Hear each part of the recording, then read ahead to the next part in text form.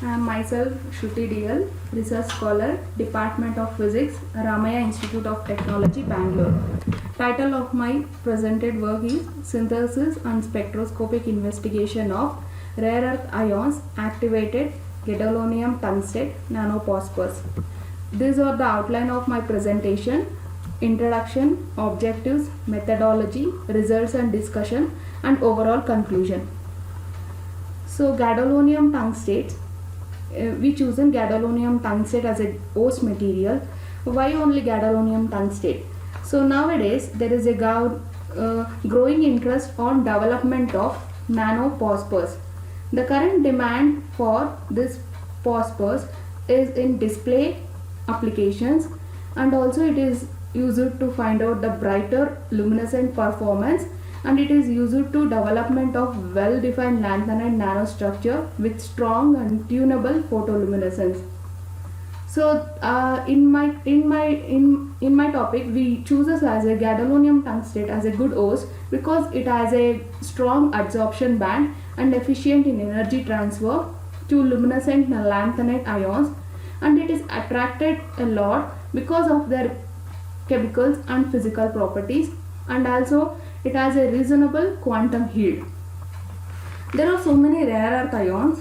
When we choose europium as our rare earth ion because europium has a significant intra-configurational transition and has a special energy level structure and high quantum efficiency.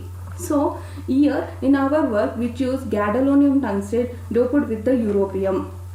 So these are the objectives of our present work. We synthesize the rare earth ions activated gadolinium tungstate by solid state method, and we characterized prepared tungstate by various spectroscopic and analytical techniques. So there are so many methods for synthesis of nanoparticle. One is top down approach, another one is bottom approach. Bottom up approach is atoms and clusters and by nanoparticles, but top down approach is when we use a bulk material and we make it powders and nanoparticles. Now we use our in methods is solid state reaction method. The solid state reaction method is a simple and economical friendly.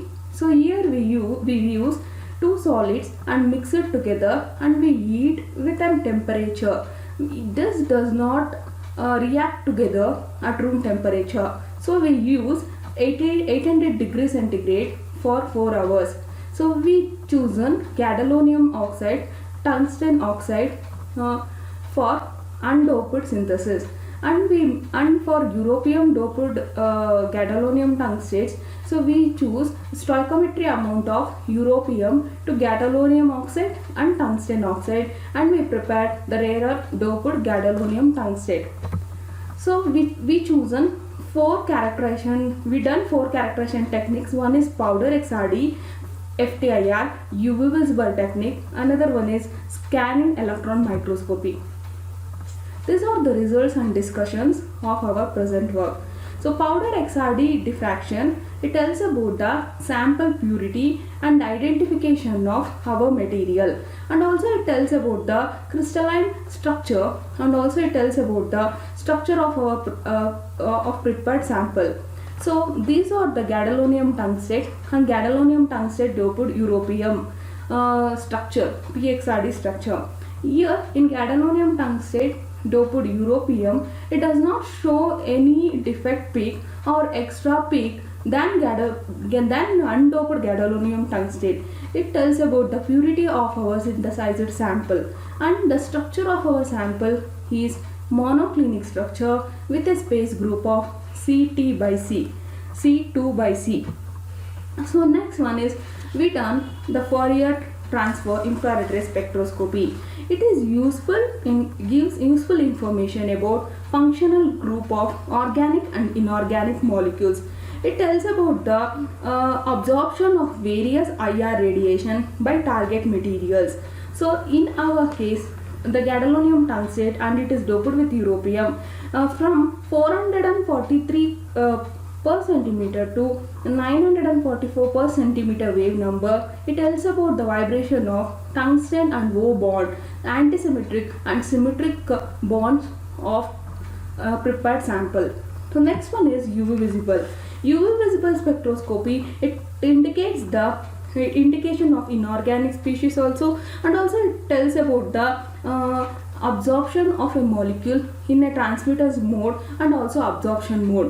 We done the UV absorption in a transmittance mode. Here we plotted the photon energy versus h nu. The extrapolation of linear portion of the curve, it tells about the energy band gap. Energy band gap of undoped sample is 2.86 electron volt. For doped sample is 2.83 electron volts.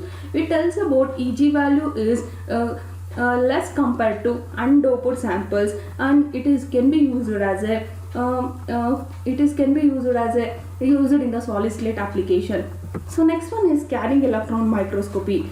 Scanning electron microscopy, it usually used to obtain the information about the composition and also morphology of the sample, and also it tells about the crystalline structure and orientation of materials making up the sample. In our case, the gadolinium tungstate, so we get the irregular nanorods. So it looks like an irregular nanorods, and we find out the range. It is in between the 10 to 100 nanometers. So overall conclusion is, we analyzes the spectroscopic properties of prepared sample by synthesized by solid state method, and all this result shows that it can be used for solid state application. So